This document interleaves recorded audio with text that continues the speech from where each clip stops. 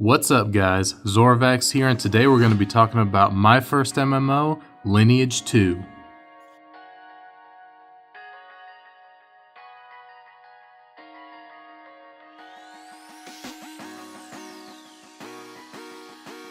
I'm going to go ahead and forewarn you guys, there is a lot of rambling in this video about the game and myself playing the game.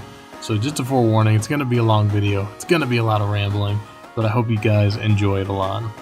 Lineage 2 is a Korean-based MMORPG originally released in Korea in 2003 and North America in 2004.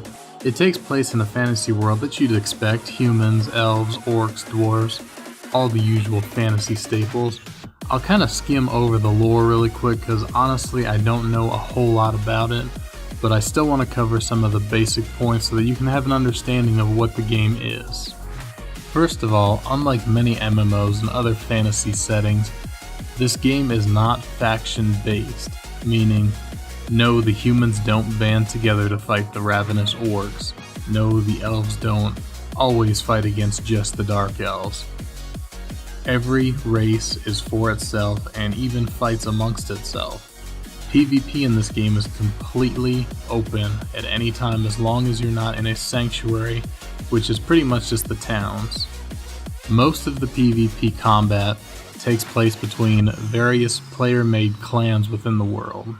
These clans may fight over the different castles in the world, the other strongholds, or maybe even just because they have a grudge against each other. The world is truly chaotic and you can be attacked and killed at any time. The reason that I wanted to make this video is because this game holds a very special place to me, because it was the first MMORPG I ever played. I say MMORPG because the first MMO I actually ever played was a game called PlanetSide, which was an MMO-FPS, first-person shooter. And that's a whole different conversation for another video, because that game has some stories as well. But Lineage 2 was the very first MMORPG that I ever played. I never got a chance to play Ultima Online or EverQuest or any of the games that came out before it. And so I have a lot of fond memories with this game. Basically, I started playing during Prelude or the beta, and I played through, I think, maybe Chronicle 3, Chronicle 4, may have been around the time that I stopped playing, and then I came back to it again after Goddess of Destruction and the truly free playing model came around. And I played for a while there, and I picked it up again the other day. And I've been enjoying just kind of tinkering around with it myself. So one of the things that I love about this game is the class system. All of the classes are pretty unique in this game, and it starts from when you first create your character depending on what race you pick. Each race has its own unique classes. Now, don't get me wrong when I say unique. There are tanks, healers, nukers, etc. for each race. They all just differ a little bit in their spells and abilities and how they perform. When you initially pick your race, you'll either pick between a fighter or a mage, and then as you adventure throughout the world and you level up, when you hit certain level milestones, you actually transfer to a new class. For example, if you pick a human fighter, when you get to level 20, you get to pick between either a knight, a warrior, or a rogue. From there, if you pick, say, a knight, when you get to level 40, you can choose between either a paladin or a dark avenger, and so on down the line.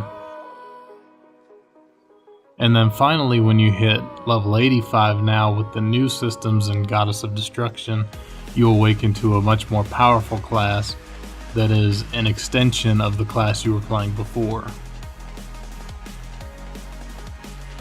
That's probably about all I'm going to comment about the systems in the game and the things that you can do and so on and so forth, because honestly I don't really know enough about them anymore to really comment, and there's probably much better sources of information out there for you to find on that. This is going to be more so about my experiences in the early game of Lineage back when it was a new game.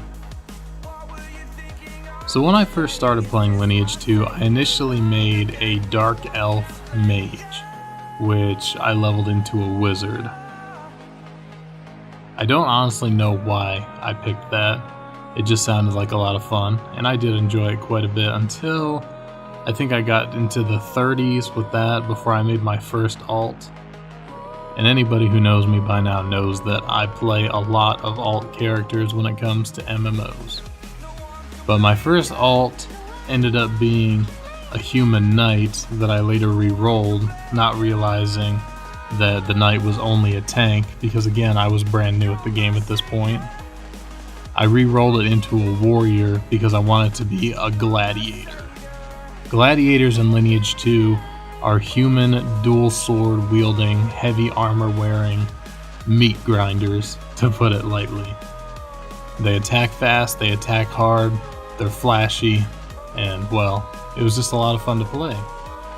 So while I was in the process of leveling this new gladiator that I made, I happened to make some new friends on the server and became a constant party, as it's called in Lineage 2. Basically, you kind of hunt with the same people all the time to gain experience and level up together. This particular clan was called the Defenders of Aiden on the Kane server. That was where I played. Now, our clan in particular was very much like a family. We all looked out for each other, we helped each other out, we pooled our resources for the greater good of the clan, and so on and so forth.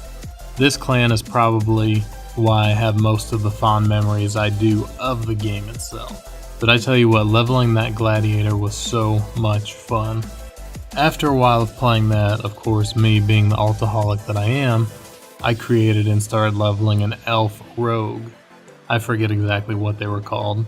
I think it's Planeswalker, maybe? Sounds familiar. And so on down the line. But when I first started the game, it was so fresh and exciting because I didn't know anything about the game. It was my first MMO experience. So everything was so new and exciting. I remember on my Dark Elf Mage, there was a couple repeatable quests in the Dark Elf Village for, I think, zombies and fungus, I think it was. And I would just go and do these two quests over and over, and just, there was like a big loop I would do from the Dark Elf Village all the way down through the zone and back up. And I remember how exciting it was saving up so I could get my first Willow staff, which was like a very low level staff, but it was a big upgrade for me. And then from there on, I was like saving for the next big thing and the next big thing. Because in Lineage, money kind of rules everything.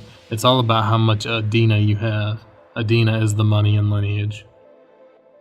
Because all your gear pretty much comes from buying it. For non-grade through D grade, you pretty much just bought it from the stores. Once you got to C grade and beyond, it had to be crafted by dwarves, and dwarf warsmiths were the only ones who could craft. You would get the materials for the armors and the weapons by just killing stuff out in the world. They would drop the different materials that you need.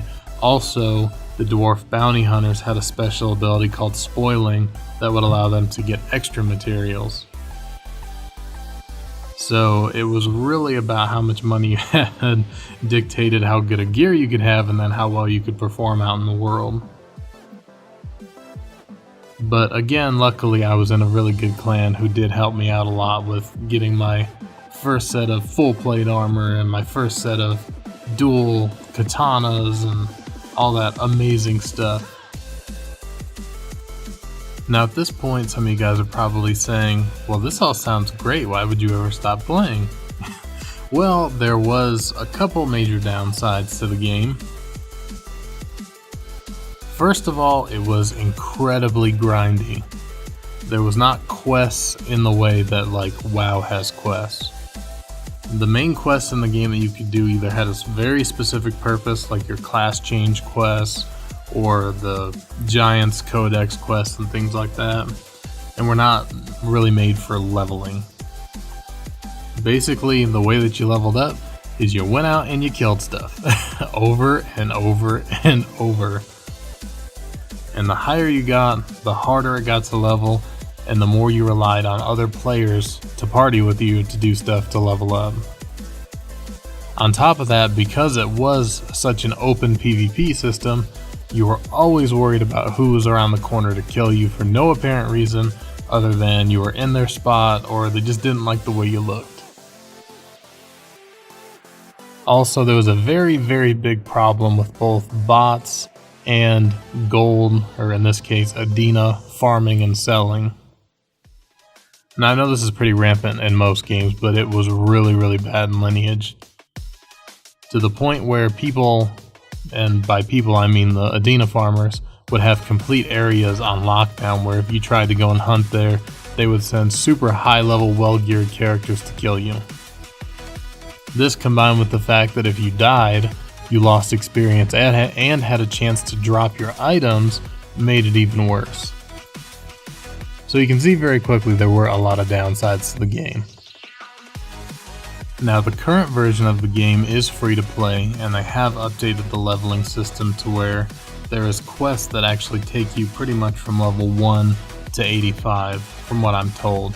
I'm actually only currently about level 60 on my new character that I'm testing this on, but so far up to 60 there's been quests that have helped me along the way quite a bit. As far as the end game, I think most of it's pretty much the same. There's raids to do, castles to siege, and all that kinds of fun stuff. If there's interest in it, I will very much gladly make another video, kind of getting more into the current state of the game. But as it is now, this video is ending up a lot longer than I expected it to, so I'm gonna try to kind of wrap it up here. In a nutshell, Lineage 2 was my first MMO experience, and it'll always hold a special place in my heart, despite all of the many flaws of the game and the fact that it's pretty much died out at this point, and I'll still be very sad when it finally does die. I don't think they'll be able to make a successor that will genuinely do it justice. But I think that's pretty much it, guys. Again, if you want me to do another video and go more in depth and less rambling, and also give more comments about the current state of the game, just let me know in the comments below. I'd love to hear from you. I'd love to hear what you liked and didn't like about the video, and I'd just like to hear from you in general. So thank you guys so much for watching. As always, I'm very happy to be back making videos again, and I will see you guys on the next video.